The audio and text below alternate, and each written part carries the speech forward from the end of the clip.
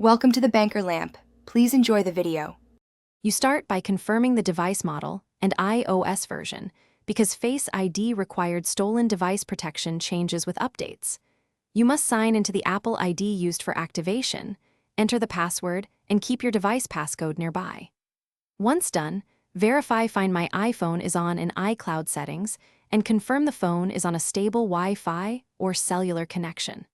While plugged or above 20% battery, restart the Settings app and navigate directly to Face ID and passcode to begin the fix.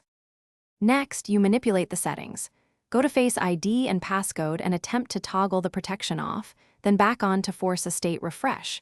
This often clears mismatched flags. If the option is grayed out, reset Face ID and delete existing registrations, then re-enroll your face.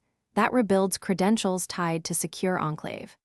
If activation stalls, reset network settings to clear cached activation tokens. Make sure you rejoin Wi-Fi and sign back into iCloud before proceeding to activation checks.